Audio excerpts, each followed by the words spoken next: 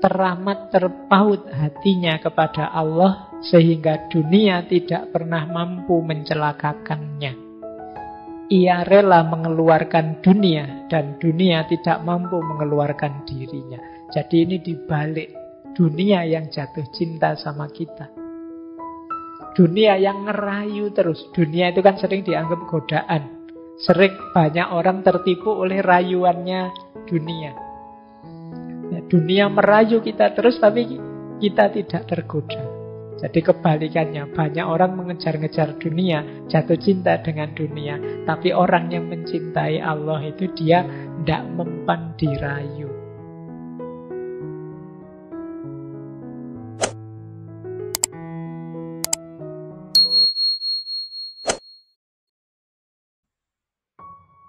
Banyak orang mungkin bertanya, mengapa sih relasi kita dengan Allah itu harusnya relasi cinta?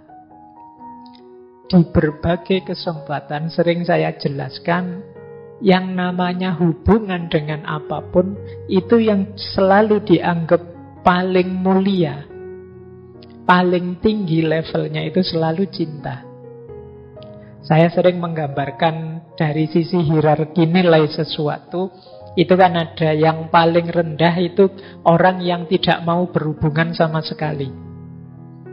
Di atas itu orang yang mau berhubungan karena dorongan kewajiban-kewajiban. Jadi saya diperintah oleh dosenku ini mau, kenapa diwajibkan begitu? Karena saya mahasiswa, saya wajib patuh pada dosenku. Nah ini level kewajiban. Saya diperintah orang tua mau, kenapa? Kewajiban saya. Nah, ini naik satu level. Ada lagi satu level lebih tinggi di atas kewajiban, yaitu kebutuhan. Kalau kebutuhan itu kita tahu untungnya. Saya patuh pada orang tua karena kalau saya tidak patuh, nanti sangunya mandek. Transferannya macet, bahaya ini. Aku butuh ini transferan dengan orang tuaku. Kalau tidak dapat ini tidak bisa hidup aku. Ah, ini level kebutuhan. Wah, ini diperintah pimpinanku harus patuh ini. Kalau tidak patuh dipecat, gawat aku. Ah, ini relasinya relasi kebutuhan. Ada pamrihnya.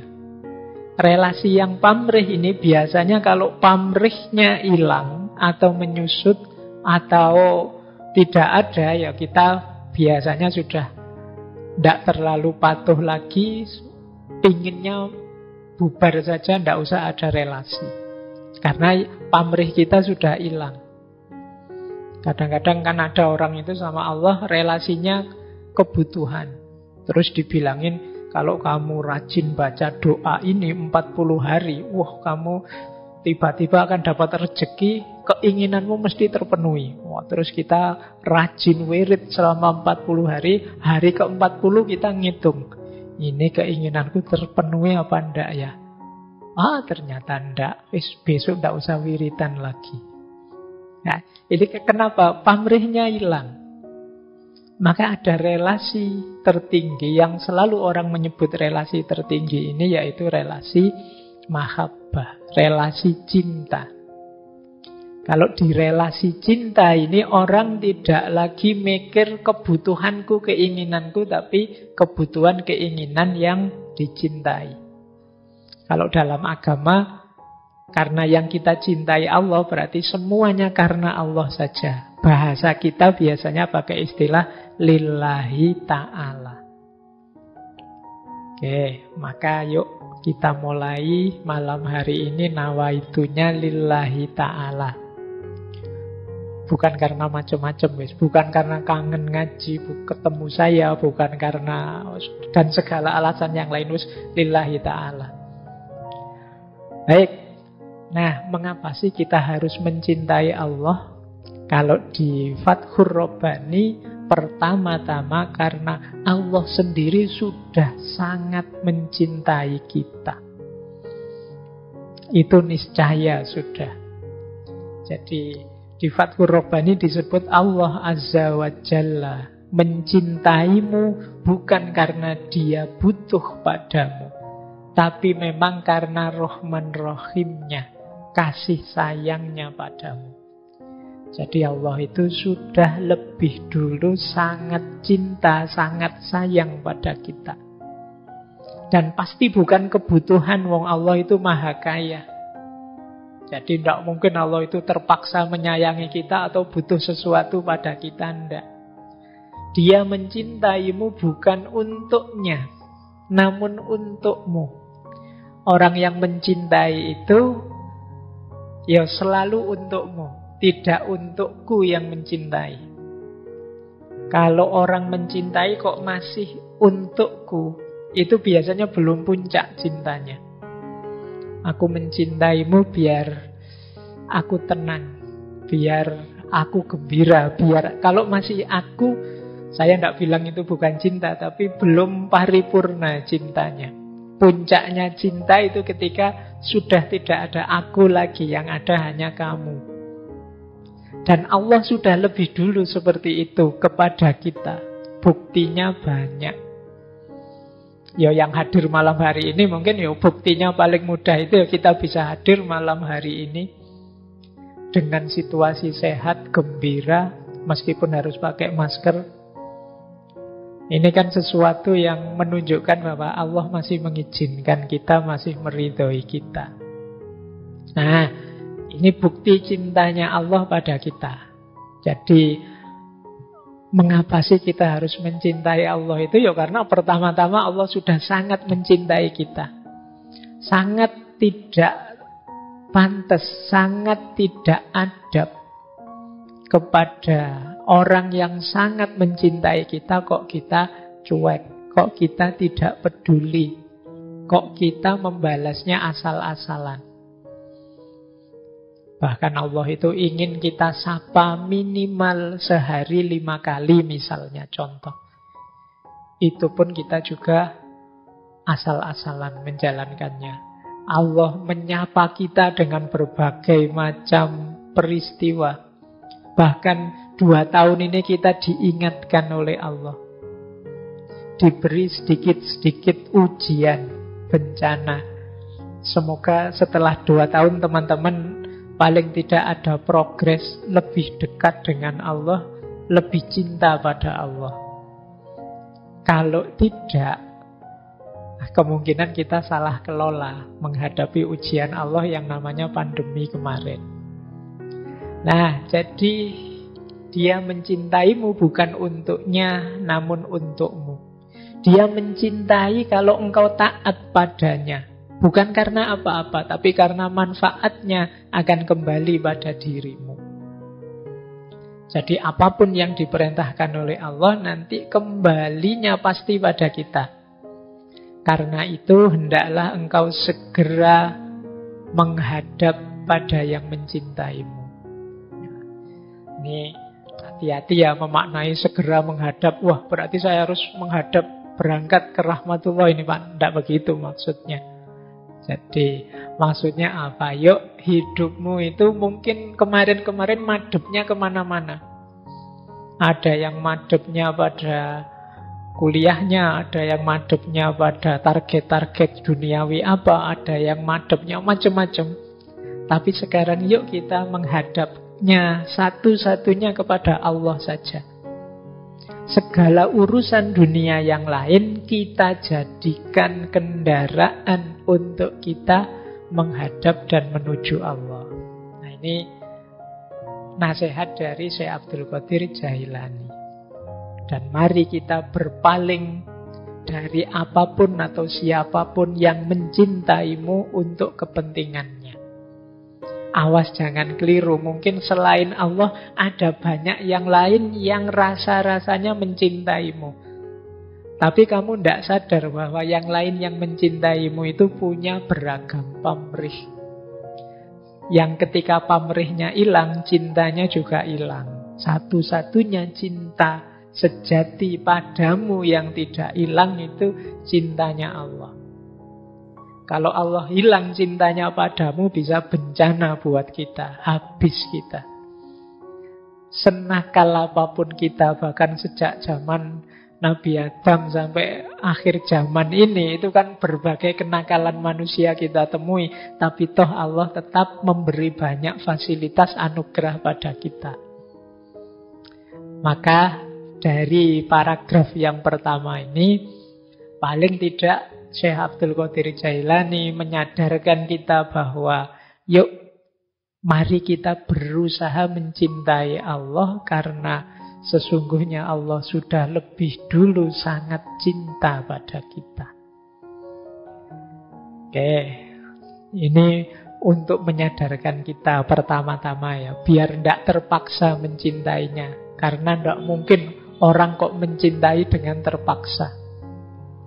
Orang itu pura-pura taat bisa, tapi pura-pura cinta tidak bisa. Jadi misalnya ya, saya sebenarnya tidak cinta padamu. Saya tak pura-pura cinta saja. Pura-pura cinta itu kan mungkin mulutnya ngomong cinta atau perilakunya menunjukkan cinta, tapi hatinya tidak. Loh, kalau hatinya tidak itu kan tidak ada nilainya. Dan hanya kita yang tahu apakah yang di dalam ini isinya cinta beneran atau tidak. Mungkin masih rajin apel, mungkin masih rajin mention, masih rajin WA, tapi sebenarnya sudah tidak ada rasa, sedang ngelirik-ngelirik dengan yang lain misalnya. Nah, hanya kita yang tahu. Maka rajin ke masjid mungkin masih, tapi apakah itu pertanda cinta pada Allah atau kewajiban saja atau kebutuhan, hanya kita yang tahu. Makanya upaya menuju cinta ini hanya kita yang tahu. Apakah relasiku dengan Allah ini sudah relasi yang jenisnya cinta atau sekedar kewajiban saja. Jadi ya termasuk yang sedang punya pacar, termasuk yang suami istri. Ya ini kan kewajiban saya sebagai suami. Kalau masih ada tuntutan-tuntutan kewajiban-kewajiban, ya levelnya masih belum tinggi. Atau ya ini kebutuhan saya Pak, nanti kalau istri saya mogok ndak masak aku ya susah. Levelnya masih kebutuhan, masih belum yang tertinggi. Kalau yang tertinggi itu ya segalanya demi dia. Nah, tahapan-tahapan. Kalau tadi kita sudah diyakinkan menuju relasi terbaik yang namanya cinta, tangga-tangganya harus kita lewati. Jadi dari Fathur Rabbani, Syekh Abdul Qadir Jailani menyebutkan bahwa orang beriman itu, kalau imannya kuat, dia disebut sebagai orang yang yakin. Kalau yakinnya kuat, dia disebut sebagai orang yang arif. Kalau kemakrifatan, kearifannya kuat, dia disebut orang yang alim. Dan kalau ilmunya tambah luas, tambah kuat, maka dia akan sampai pada terminal cinta. Kalau cinta ini tambah dalam, dia menjelma jadi seorang pecinta. Jadi kalau ilmunya kuat, dia sampai pada titik cinta. Cinta tambah kuat, dia jadi sang pecinta, seorang asyik. Kalau mahabbah itu jenis rasanya, kalau asyik ini orangnya, orang yang mencintai. Jadi ini ternyata ada titik-titik, tahap-tahap yang perlu kita daki. Yang pertama tetap iman. Iman itu percaya. Percaya ini kalau tambah mantep namanya yakin. Kan ada orang itu percaya sih tapi belum terlalu yakin. Aku percaya kamu tidak akan ngelirik yang lain, tapi tidak yakin juga sih. Kalau ada yang lebih cakep mungkin kamu juga masih lirak-lirik. Ini namanya belum yakin. Kalau yakin itu sudah tidak nawar lagi, sudah ya wis pokoknya apapun yang terjadi aku percaya. Ini namanya yakin. Nah, yakin ini membuat orang arif. Kalau yakinnya pada Allah itu dia akan terbuka hijab. Terbuka hijab itu terbuka kesadarannya betapa nilainya Allah, betapa penting posisinya Allah dalam hidup ini. Ini namanya orang arif. Terbuka sekarang rahasia. Dalam tasawuf kadang disebut makrifat. Semakin dalam makrifat, nanti dia jadi alim. Tahu tentang Allah akan memicu pengetahuan tentang banyak hal yang lain. Tentang dunia ini, tentang syariatnya, tentang manusia. Semakin luas pengetahuan kita tentang segala sesuatu, maka akan muncul rasa cinta kita pada Allah. Jadi ilmu kita tambah tentang hakikat hidup ini, tambah sadar kita betapa maha kuasanya Allah, betapa luar biasanya Allah, betapa Allah ini sesuatu yang jadi penentu segalanya. Maka akan muncul rasa ketergantungan. Di situ dimulai rasa cinta kita kepada Allah. Kita menjelma jadi sosok yang kalau dalam bahasa Arab namanya asyik. Asyik itu tidak sekedar tahu, tapi bisa menikmati. Nah, orang yang mencintai Allah itu berarti orang yang bisa menikmati Allah. Menikmati hadirnya Allah, menikmati kekuasaannya Allah, menikmati segala skenario Allah yang ditetapkan untuk hidup kita. Nah, inilah tahapan-tahapannya yang harus kita lewati. Nah, kalau kita sudah jadi asyik, orang yang sudah bisa menikmati Allah, itulah kata Syekh Abdul Qadir Jailani, kita ini orang yang cukup, orang yang dekat, dan orang yang bahagia. Orang yang cukup berarti kita tidak akan butuh lagi apapun yang lain, cukup Allah saja. Orang yang dekat itu berarti orang yang memang senantiasa sadar hadirnya Allah dalam hidupnya. Dan orang yang bahagia itu berarti orang yang saya bilang tadi bisa menikmati, gembira terus. Nah, ini setelah melalui tahapan-tahapan tadi, iman, yakin, arif, alim, mahabbah, dan asyik. Nah, ini kalau level kita itu mungkin kita sekarang sedang meniti jalan ilmu untuk memperkuat iman dan keyakinan.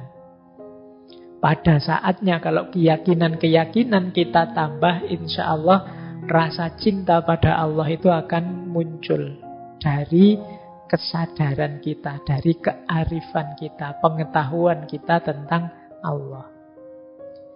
Maka penting teman-teman kita belajar terus itu dalam rangka apa? Biar sadar betapa maha kuasanya Allah.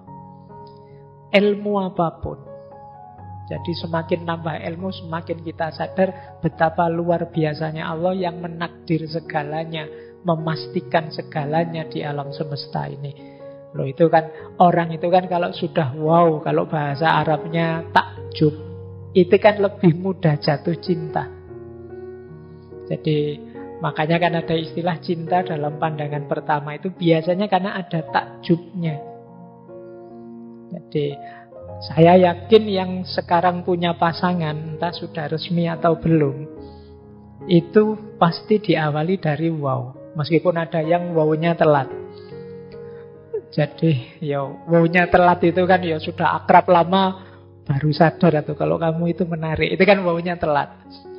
Nah, kemungkinan kasus kita, itu kalau disebut kasus kasus kita dengan Allah itu mungkin begitu, wow-nya telat.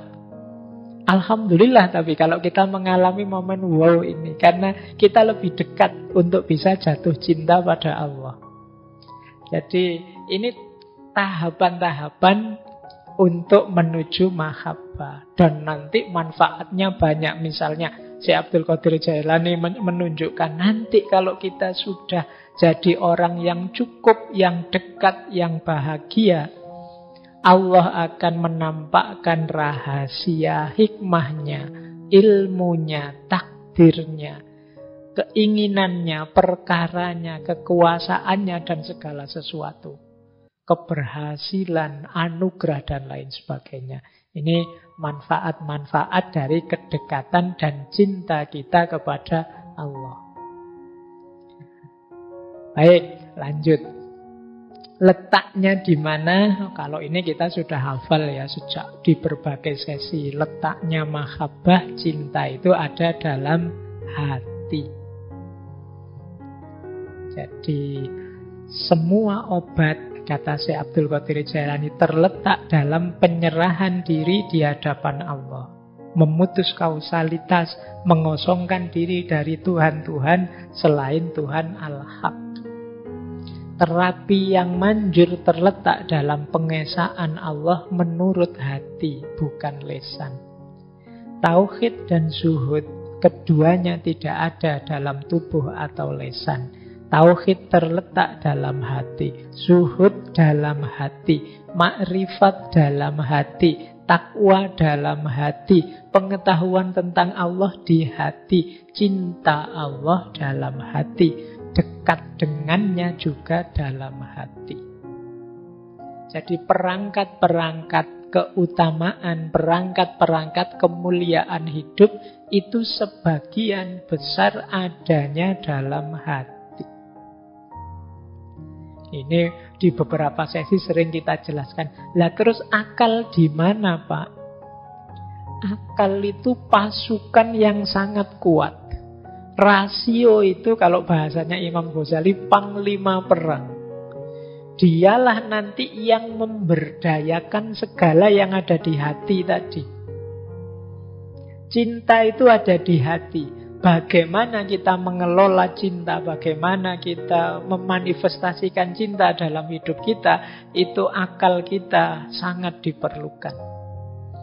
Karena kalau tidak, mungkin jangan-jangan mau kita membahagiakan yang kita cintai, hasilnya malah menyusahkan yang kita cintai.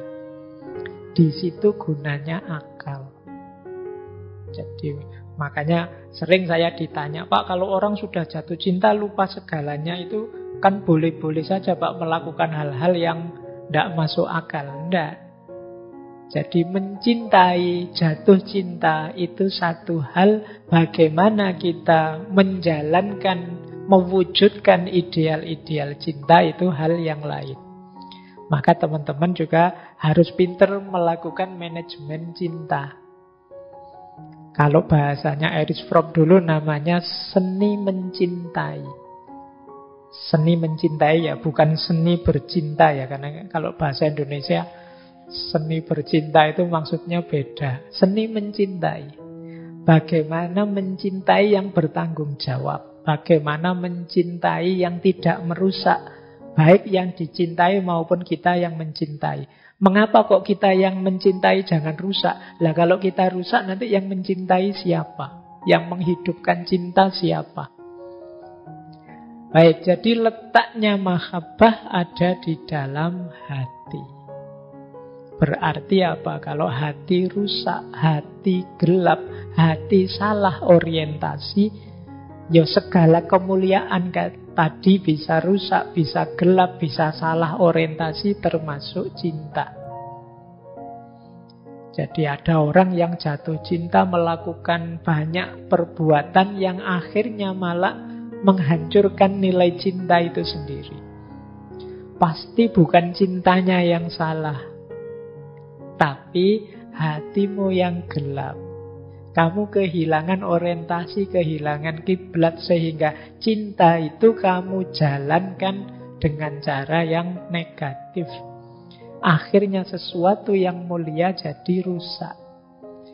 Sering saya jelaskan ya, kalau ada air bersih atau ada susu yang bersih dimasukkan dalam wadah yang kotor beracun, itu yang terjadi adalah susunya jadi susu beracun, bukan wadah bersusu.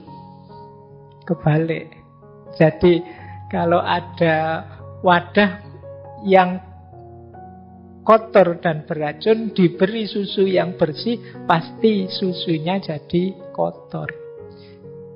Hati kita juga begitu, dia tempat bersemayamnya cinta. Kalau hatinya rusak, kotor, keruh, beracun, diisi cinta yang mulia, yang suci, hasilnya kayak susu tadi.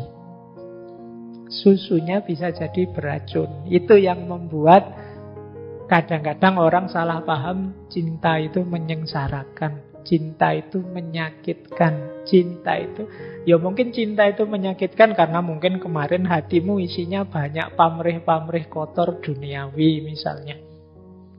Masuk Pak, saya sakit sekali Pak. Saya pacaran itu berapa tahun, pegang tangan aja belum dapat misalnya. Pikiranmu ke situ terus. Akhirnya kamu sakit sendiri, salahmu dewe, targetmu ke sana.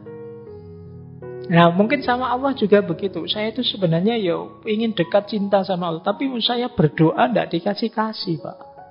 Saya pingin misalnya nilai saya asal jangan tidak lulus saja. Ada yang tidak lulus. Padahal saya berdoa sudah mati-matian itu Pak. Saya pakai puasa segala saya pakai. Ternyata tetap terancam DO saya. Di mana Allah ini? Ya misalnya isimu, batinmu, wadahmu memang keruh. Kamu isi cinta, cintanya jadi ikut keruh. Maka penting kesadaran letaknya mahabbah itu di hati. Berarti apa? Jagalah hatimu. Jernihkan hatimu agar kalau cinta masuk, dia tetap dalam kemuliaan kejernihannya. Karena kalau tidak, itu tadi, barang baik bisa jadi kotor. Oke, kita lanjutkan. Nah, kalau sudah ngerti, sekarang kita awali dari syarat-syaratnya. Syarat-syarat mahabbah. Yang pertama, ini saya bilang ya, teman-teman nanti kalau buka Fathur Rabbani, paragraf-paragraf yang saya kutip ini pasti ada, tapi tidak urut. Jangan dicari urut ya, selain awal mesti lebih awal saya bilang tadi. Ini meloncat-loncat, ini semacam kajian yang tematik. Syarat pertama untuk kita bisa mencintainya adalah menerima kehadirannya. Kata Syekh Abdul Qadir Jailani, betapa sangat beruntung kalian jika bersesuaian kehendakmu dengan kehendak Allah, terus kalian mencintainya. Tetapi ingatlah, engkau yang telah mengaku mencintai Allah, ada banyak syarat di sana. Di antara syarat mencintainya adalah Allah terasa lebih selaras dalam hatimu dari selain dirimu. Di antara syarat yang lain, hendaknya engkau tidak tenteram dan bergantung kepada selain Allah. Kemudian syarat selanjutnya, engkau gembira mesra bersamanya. Tidak takut apapun saat bersamanya. Bila kecintaan pada Allah bersemayam di kalbu seorang hamba, ia senantiasa akan serba mesra bersamanya dan membenci apa yang mengganggunya. Jadi kata Syekh Abdul Qadir Jailani, ada syaratnya. Mengapa sih kok Pak saya jatuh cinta pada Allah itu sulit? Lebih mudah jatuh cinta pada yang lain, jatuh cinta pada idol-idol yang lain lebih mudah, kok sama Allah sulit. Mungkin karena kita belum memenuhi syaratnya. Yang saya ringkas dengan satu kalimat, menerima hadirnya. Jadi menerima hadirnya Allah itu kalau bahasanya Syekh Abdul Qadir Jailani, selaras, kita sesuaikan keinginan kita dengan keinginannya Allah. Nah, kita cocokkan. Ini biasanya orang kalau sudah cinta otomatis ini terjadi. Tapi kalau belum cinta itu kan harus dicocokkan dulu. Persis seperti kalian misalnya sedang ngejar-ngejar siapa dalam rangka nembak misalnya. Itu kan kalian menyesuaikan ritme dengan dia yang kalian kejar. Dia biasanya sukanya misalnya makan di warung mana. Itu kan kalian ikut ke warung situ. Atau dia senengannya apa, kalian juga ikut begitu. Dalam rangka apa? Menyelaraskan ritmenya. biar nanti kita nyambung. Kalian misalnya ingin mencintai orang tua atau dicintai orang tua, itu kan kalian ambil strategi apa saja harus saya lakukan yang membuat orang tua senang. Nah, itu namanya menyelaraskan. Nah, pada Allah juga begitu. Yuk kita selaraskan bahwa keinginannya Allah itulah keinginanku. Awalnya agak maksa memang, karena kita belum ada di level cinta, kita masih ada di level kewajiban dan kebutuhan. Tapi ayo kita terima hadirnya Allah dalam berbagai versinya. Dalam berbagai versi, dalam tanda petik, melalui syariatnya, melalui alam semesta ini, dengan menghidupkan kehendak-kehendaknya dan lain sebagainya. Jadi syarat pertama itu. Syarat kedua adalah kita tidak merasa tentram atau tergantung pada yang selain Allah. Ini syarat kedua.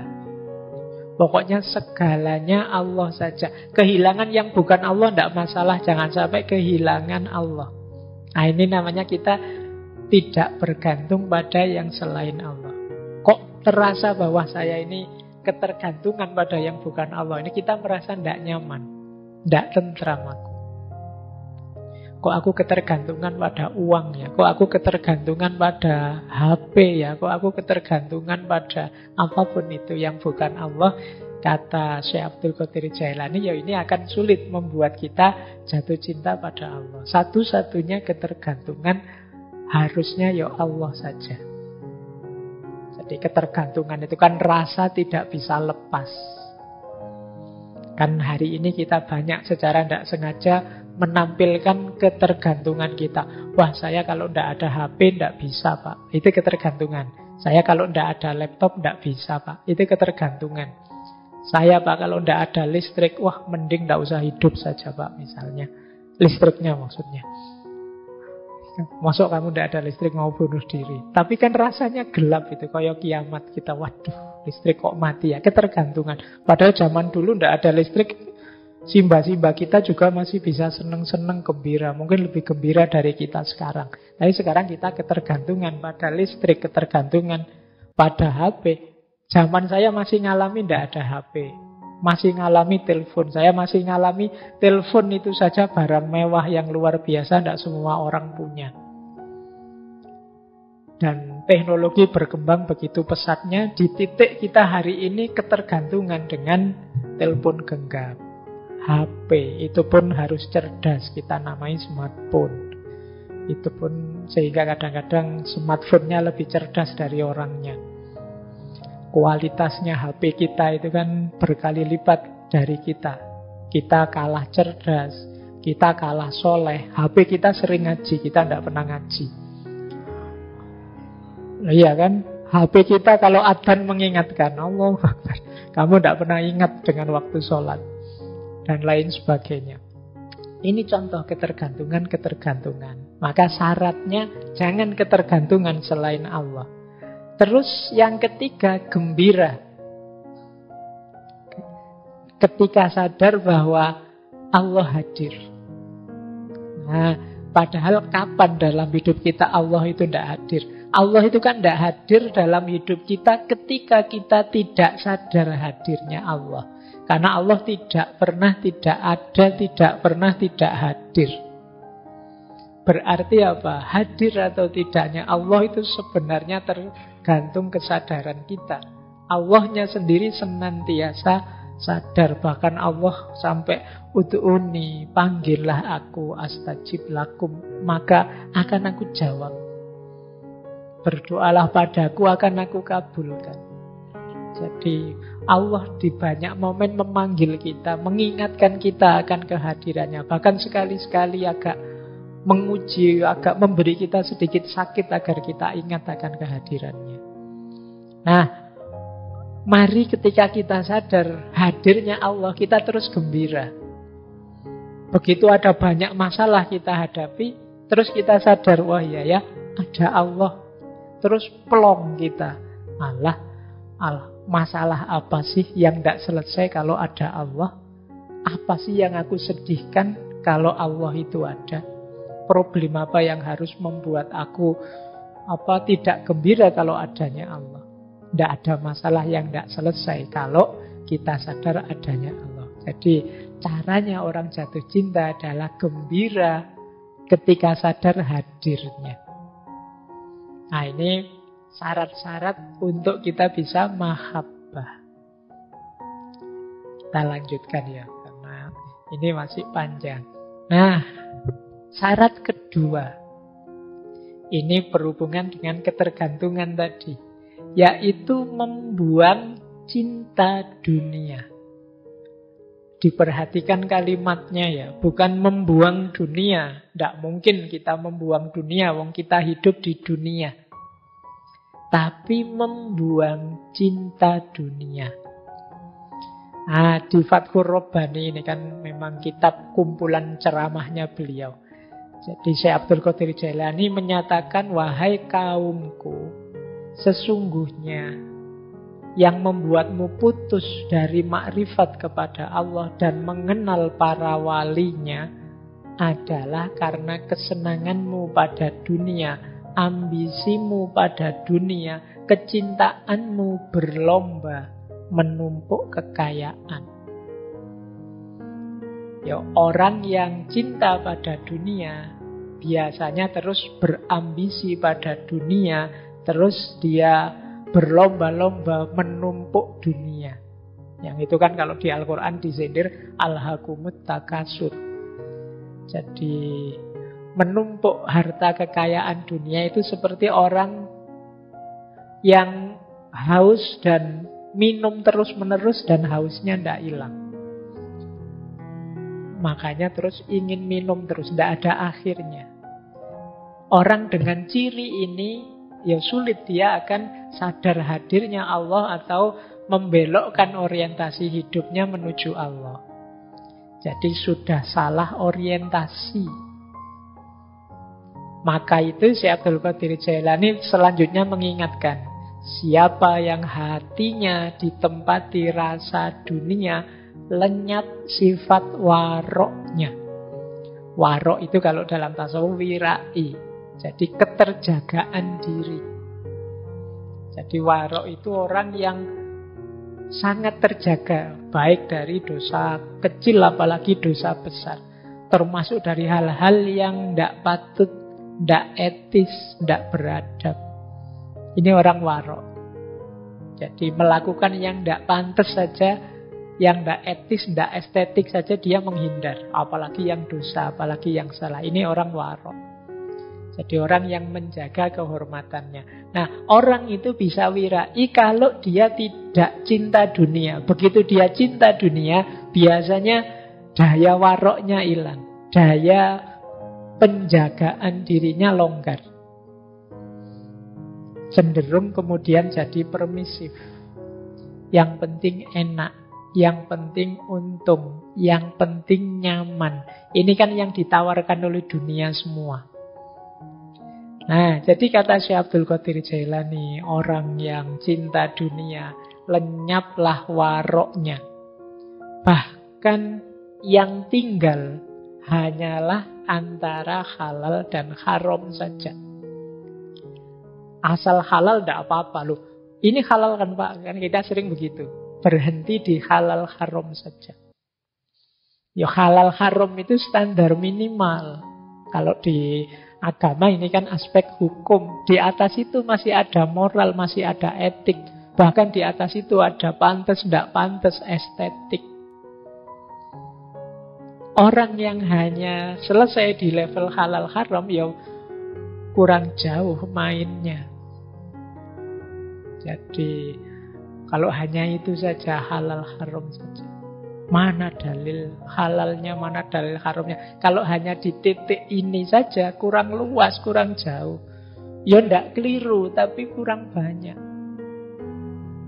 Misalnya kalian sholat itu, kalau laki-laki yang mazhab Syafi'i, dari pusar sampai lutut. Loh itu kan kalau kalian sholat pakai sarung terus cingkrang saja, yang penting udelnya ditutupi, dengkulnya ditutupi, sampai dengkul itu saja. Jadi kalian pakai short itu, yang celana pendek potongan itu, tidak pakai atasan juga tidak apa-apa. Loh itu kan halal. Itu kan boleh, memang auratnya itu. Terus kalian berangkat ke masjid pakai gitu, baris paling depan. Kalau orang negur, kamu sholat kok begitu? Loh kan auratnya cuma udel sampai dengkul. Ini sudah ketutup, berarti boleh dong. Iya. Kita tidak bisa marah pada dia, memang hukumnya begitu. Tapi kan di level lebih tinggi mungkin etika, level lebih tinggi lagi mungkin norma adat, kepantasan, bahkan nilai estetik. Pakai sarung pun, nutup pun, itu kalau tidak estetik kan juga berhubungan dengan iffah dan warok tadi, kehormatan diri. Jadi makanya kalau yang seperti ini biasanya sulit untuk sampai pada terminal mahabbah, cinta pada Allah. Apalagi hanya berhenti di halal haram. Biasanya yang berhenti di halal haram stuck di situ, kaku di situ. Bukan berarti boleh nabrak halal haram. Tidak, bukan nabrak, melampaui. Melampaui itu jangan sekedar halal haram dong hitungannya. Harus lebih panjang dari itu. Nah, ini cara memahaminya seperti itu yang disampaikan si Abdul Qadir Jailani ini. Akibatnya apa sih kalau orang yang semacam ini dia lenyap rasa malunya di hadapan Tuhan. Tidak sadar Tuhan mengawasinya. Enggan muraqabah. Muraqabah itu rasa selalu diawasi oleh Allah. Itu namanya muraqabah. Kita sering tidak sadar Allah itu mengawasi kita terus. Orang yang sadar terus diawasi Allah berarti orang yang mampu bermuraqabah. Yang kayak tadi misalnya yang sholat hanya dengan pakai celana pendek tadi, itu kan bahasa kita kasarnya apa ndak malu. Tidak sadar bahwa Allah itu melihat. Oh enggak Bapak, saya yang kayak gitu pas sholat sendirian di kamar, jadi tidak ada siapa-siapa. Iya, tapi kan Allah melihat kita terus. Wong di hadapan orang biasa yang mungkin lebih tinggi dari kita, mungkin orang tua kita, guru kita, mungkin dosen kita kan malu begitu. Apalagi di hadapan Allah. Nah, rasa malu di hadapan Allah itu nanti mendukung yang wirai tadi, membuat kita terjaga. Ini nanti akan jadi syarat munculnya rasa cinta kepada Allah. Kalau kita merasa diawasi terus oleh Allah, lama-lama rasa cinta pada Allah itu tumbuh. Orang Jawa kan bilang tresno itu jalaran saka kulino.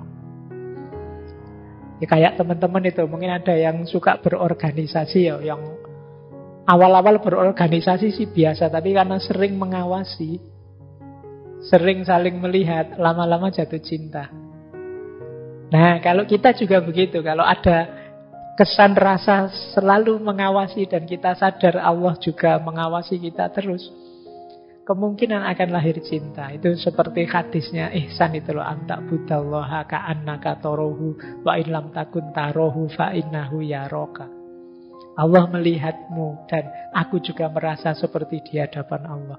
Loh, lihat-lihatan itu kan lama-lama bisa jatuh cinta. Kalau tidak percaya boleh praktek. Kalau kamu pengen yang kamu kejar bisa jatuh cinta padamu, tampillah sering-sering di depan dia. Ya, nanti lama-lama mungkin bisa tampak oleh dia bahwa ada dikit-dikit bagian dari dirimu yang menarik. Jadi entah apanya itu. Mungkin satu ketika ada pernyataan, wah baru sadar aku kamu menarik misalnya. Kapan aku menarik? Kalau kamu tidak beredar di depanku. Oke, kita lanjutkan. Terus ini satu kalimat yang menurut saya menarik dalam Fathur Rabbani itu tentang cinta dunia. Di antara manusia ada orang yang menguasai harta dunia tapi dia tidak mencintainya. Oh, ini orang hebat. Makanya tadi saya bilang memiliki dunia tidak masalah, asal jangan cinta dunia.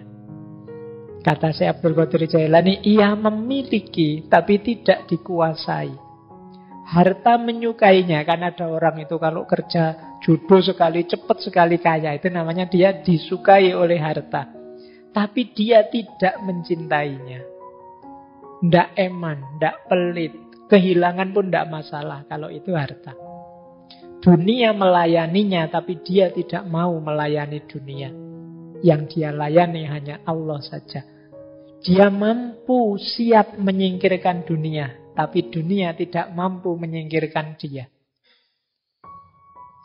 Teramat terpaut hatinya kepada Allah, sehingga dunia tidak pernah mampu mencelakakannya. Ia rela mengeluarkan dunia, dan dunia tidak mampu mengeluarkan dirinya. Jadi ini dibalik, dunia yang jatuh cinta sama kita. Dunia yang ngerayu terus. Dunia itu kan sering dianggap godaan. Sering banyak orang tertipu oleh rayuannya dunia. Ya, dunia merayu kita terus, tapi kita tidak tergoda. Jadi kebalikannya, banyak orang mengejar-ngejar dunia, jatuh cinta dengan dunia. Tapi orang yang mencintai Allah itu dia tidak mempan dirayu. Oh, ini orang mahal yang seperti ini. Jarang orang bisa begini. Biasanya godaan dunia itu sangat mengganggu kita. Jadi orang-orang yang mencintai Allah tidak. Kehilangan dunia tidak masalah. Yang penting jangan kehilangan Allah. Baik, kita lanjut. Ada cerita di Fathur Rabbani itu, terus ada orang tanya pada Syekh Abdul Qadir Jailani, bagaimana kalau aku sudah terlanjur cinta dunia? Karena sejak awal kita ini kan memang dibiasakan untuk tergantung pada banyak hal yang duniawi. Nah, ini kan kita terlanjur cinta dunia. Syekh Abdul Qadir Jailani menjawab, wahai orang yang bertanya, wahai peminta, jika engkau menatap sesuatu dengan mata hatimu sampai batas keburukan dunia, tentu engkau mampu mengeluarkan dunia dari hati.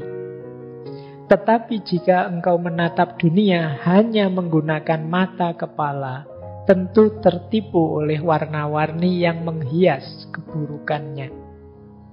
Sudah barang tentu engkau tidak akan pernah mampu mengusir dunia dari hati dan berzuhud di dunia. Padahal dia membunuhmu seperti para pembunuh. Perangilah nafsumu sampai benar-benar tentram.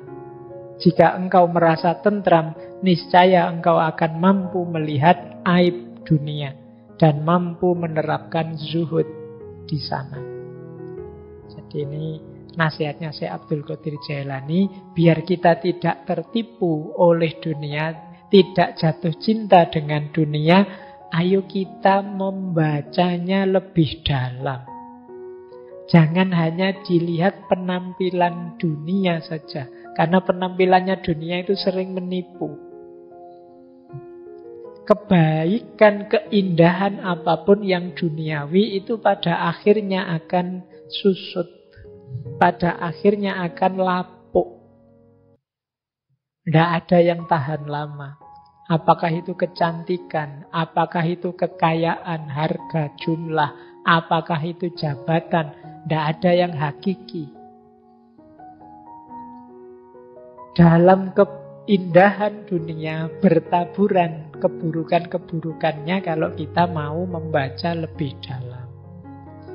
Nah, kebalikannya tadi ya, kalau kita sering ketemu terus jatuh cinta karena melihat keistimewaannya. Khusus untuk dunia, justru carilah sudut-sudut negatifnya yang membuat kita tidak jatuh cinta pada dunia. Dan itu banyak, cuma tidak kelihatan. Kita sering tertipu oleh tampilannya yang membuat kita terlena, membuat kita nyaman, membuat kita tertipu. Nah, jadi ya ini tips dari Syekh Abdul Qadir Jailani ini. Enak ya kalau saya ceramahkan begini, cuma kalau dijalankan ya wallahu a'lam. Lancar ngomongnya, menjalankannya itu puyeng. Jadi yang penting itu deh, dijaga. Ayo latihan tidak jatuh cinta dengan dunia. Paling tidak begini, seandainya kita lepas hal apapun dari dunia, jangan kita putus asa sampai segitunya. Seandainya kita menginginkan sesuatu yang duniawi, jangan sampai kita begitu ambisinya. Itu saja dulu sudah luar biasa. Karena orang itu punya kecenderungan kalau bercita-cita sesuatu yang duniawi itu seolah-olah kalau itu diperoleh terus hidup kita pasti beres. Padahal manusia itu keinginannya tidak pernah ada kata berhenti. Ya seperti al-hakumut takasur tadi. Ya kayak teman-teman yang sekarang jatuh cinta dengan siapa, dikejar sampai mati-matian. Percayalah nanti kalau sudah nembak diterima terus jadi, itu rasanya sudah berbeda daripada waktu ngejar. Yang pengalaman mesti ngerti ya, yang belum pengalaman agak sulit membayangkannya. Yang belum pengalaman itu masih berpikirnya pokoknya Pak, kalau tidak dia mending aku mati saja, kalau tidak dia mending, mesti masih begitu. Tidak sadar bahwa kalau target-target duniawi itu tidak ada yang sempurna. Dia fana, dia pasti lapuk, layu, hancur di level apapun. Termasuk rasa cinta yang duniawi. Pasti akan semakin menyusut.